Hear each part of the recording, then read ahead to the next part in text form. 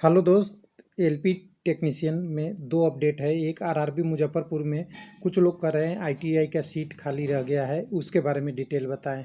जो आरटीआई में भी आपका रेलवे की तरफ से आया है उसमें खाली बताया है, लेकिन कुछ लोगों को थोड़ा सा और ध्यान देना पड़ेगा। इसमें कई सारे पोस्टों में एनईसी भी गया था, वो सीट तो खाली ही रहना था। और कुछ आरआरबी बिलासपुर कहें या कह सकते हैं नागपुर डिवीज़न की ज्वाइनिंग टेक्नीशियन की आ चुकी है ईमेल के द्वारा, जिनको ज्वाइनिंग में जुलाई के लिए बोला गया है। तो अब तो यूनिवर्सल ट्रस्ट हो गया है कि जिन लोगों के ज्वाइनिंग मार्च में रुका हुआ था, मार्च के बाद लॉकडाउन के कारण उनकी जुलाई में ज्वाइनिंग लगभग लगभग दे रहा है। कुछ आरआरबी की छोड़ दें, क्योंकि सभी आरआरबी की हम बात नहीं करते हैं, सभी कैंडिडेट का ऑफिशियल प्रूफ नहीं हो सकता, लेकिन जितनी आई है उतने हम बता सकते हैं।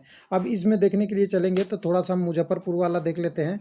तो मुजफ्फरपुर में वैकेंसी टेबल देख लेना पड़ेगा और रिवाइज वैकेंसी देखिएगा। इसमें पीडब्ल्यूबीडी कैंडिडेट का नहीं इंक्लूड है, क्योंकि उसमें कोर्ट के आदेश के बाद चेंज हुआ था। तो यहाँ देखिए टोटल वैकेंसी आपका, देखिए यहाँ पे टोटल अगर वैकेंसी की बात करेंगे तो 1139 था।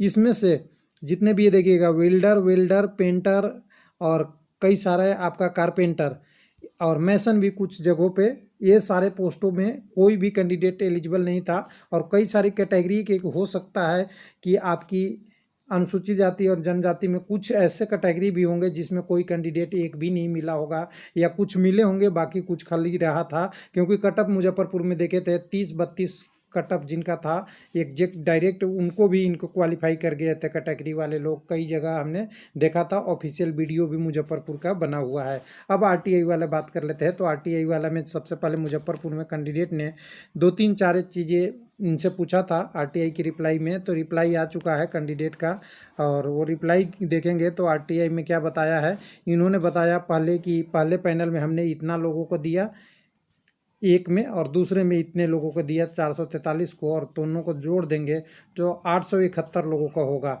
लेकिन वैकेंसी टेबल तो 1139 का था, तो बाकी 268 पोस्ट कहाँ गए। तो 268 पोस्ट वहाँ चले गए जहाँ पे आपका एनईसी था। कई ऐसे कैटेगरी भी थे जिसमें कुछ कम कैंडिडेट पास हुए थे, और हमने देखा था जब साइको की रिजल्ट आई थी उसी समय पता हो गया था कि कैंडिडेट यहाँ बहुत सारे कैटेगरियों में आपकी मुजफ्फरपुर में पूरी नहीं है। और रेशियो की बात करें, साइको से पहले भी रेशियो था, वो करीब 7-8-10 का था, यानी बहुत कम रेशियो वहाँ भी था। यानी दोनों कंडीशन देखेंगे तो आरआरबी की तरफ से जो रिप्लाई हुआ है उसमें बोला गया है कि 56 कैंडिडेट डीबी में एएलपी टेक्नीशियन के अटेंडेंस में नहीं आए। एक कैंडिडेट का, कुछ कैंडिडेट का कंडीशन पूछा गया था कि हमारा मेडिकल स्टैंडर्ड क्या हुआ है, तो कैंडिडेट A1 और बिलो में पास है। वर्तमान में कोई पद भरा जाना नहीं है, केवल एक कैंडिडेट यहाँ यूआर में देखिए यहाँ पे पेंडिंग कर रहा है। अब ये कहने का मतलब कैंडिडेट ने यही पूछा था कि ये बता दीजिए कि ये कैसे कह सकते हैं कि 268 सीट खाली है तो कोई पोस्ट खाली नहीं है। यानी जो पोस्ट खाली है उस पर कोई दावेदार कैंडिडेट नहीं है। जैसा कि आप कह रहे हैं कि मैं A1 फिट हूँ, तो आप एएलपी में तो दावेदारी हो सकता है आपका, लेकिन आपका दावेदारी वेल्डर में तो नहीं होगा, हो सकता है आपका पेंटर में तो नहीं होगा। इसलिए ये पोस्ट 268 दिख रहा है वो दूसरे टिवरेट की है, और इसमें से 30 और 32 हो सकता है पीडब्ल्यूबीडी का रिवाइज सीट जब आया है उसमें चला गया होगा।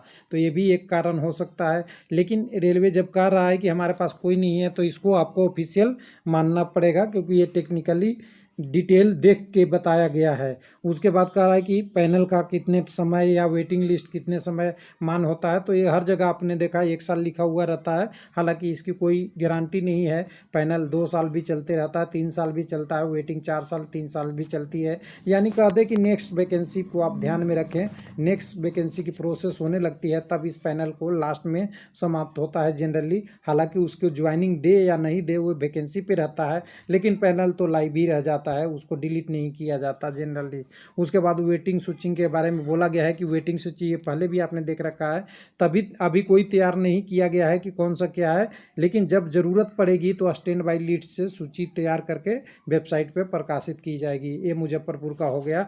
अब ज्वाइनिंग वाले बात करते हैं, जो बिलासपुर वाला या नागपुर डिवीज़न डायरेक्ट कहें तो ईमेल से लोगों को सूचित किया गया है। जो कैंडिडेट का है, कैंडिडेट का नागपुर के लिए इन्होंने सूचित किया है ईमेल द्वारा, और 9 तारीख का डिटेल है, आज 10 तारीख है, आपको पता ही है। जिसमें कैंडिडेट को बोला गया है कि आपको ग्रुप सी के अपॉइंटमेंट के रिगार्डिंग आपका डिपार्टमेंट ML2 स्टिपेंड पे इतना के लिए कॉल लेटर पहले आपको 4/3/2020 को दिया गया था, उसी के रिगार्डिंग आगे की ये प्रोसेस है, जिसमें आपको बोला गया है, कैंडिडेट को बोला गया है कि आपको 6/7 यानी 6 जुलाई को आपको रिपोर्ट करना है नागपुर DRMP में, और आपको 10 पासपोर्ट साइज और जितने भी आपके डॉक्यूमेंट बोला गया था पहले 4/3 को, वो डॉक्यूमेंट लेके आपको जाना है। तो ये बिलासपुर से भी एक खबर है, और ये टोटल डिटेल देख सकते हैं कि ज्वाइनिंग तो प्रोसेस हो रहा है, लेकिन अभी भी स्टिल जितनी कैंडिडेट है उसके हिसाब से तो कम ही है, और कम इसलिए है क्योंकि अभी भी पूरी प्रोसेस फुल नहीं हुआ है, और कई जगह तो ट्रेनिंग की प्लानिंग का भी प्रोसेस हो रहा है। ये बहुत सारा जब क्लियर नहीं होगा तब तक थोड़ा स्लो ही रह सकता है। हालांकि कैंडिडेट को लगता है कि इसमें जल्दी होना चाहिए, ये जनरल स्वाभाविक चीज़ है, लेकिन रेलवे में ऐसे जनरली होता नहीं है, यही एक हकीकत है। थैंक यू, धन्यवाद।